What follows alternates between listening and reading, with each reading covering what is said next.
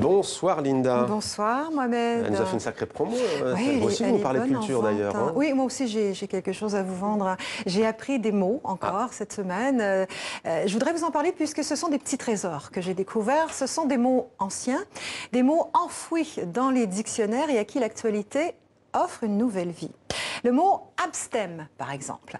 Être abstème, c'est la tendance du moment. On est jeune, on est cool, on fait du sport et on ne boit pas d'alcool. L'abstème s'abstient par religion, par choix ou par dégoût.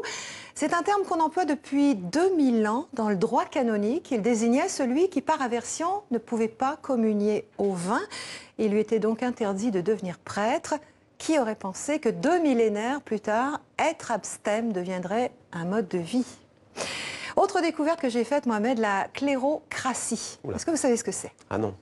Alors la clérocratie, c'est une forme de gouvernement dans lequel ceux qui représentent le peuple sont tirés au sort. Et oui, ça existait. La clérocratie qu'on appelle sortition au Québec est même l'ancêtre des démocraties modernes. Elle est apparue dans la cité d'Athènes durant l'Antiquité. Aucun pays ne l'applique aujourd'hui. Mais quand on voit franchement les gesticulations de Trump ou les pitreries de Bolsonaro, on se dit qu'une loterie électorale, ce serait finalement pas plus mal. Encore faudrait-il y inclure les femmes, ce qui n'était pas le cas à l'origine. L'aquabonisme, Mohamed, l'aquabonisme, ça vous parle? Ne cherchez pas, j'en connais aucun, je crois, Linda. Je les utilise pas, c'est bon. Ok, écoutez ça. C'est un aquaboniste, un faiseur de plaisanteries, qui dit toujours à quoi bon, à quoi bon.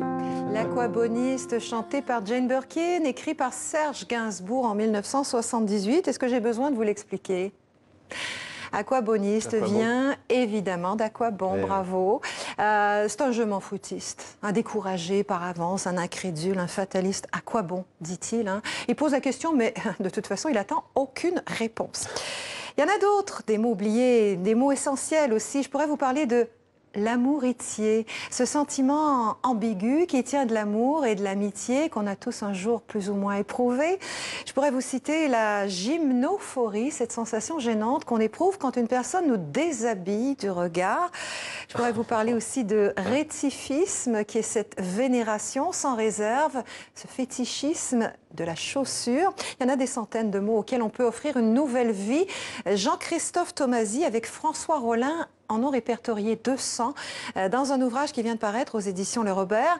200 drôles de mots à ressusciter pour vaincre la morosité. Des mots rares, curieux, qui ne vont pas juste enrichir notre vocabulaire, mais aussi élargir notre vision du monde.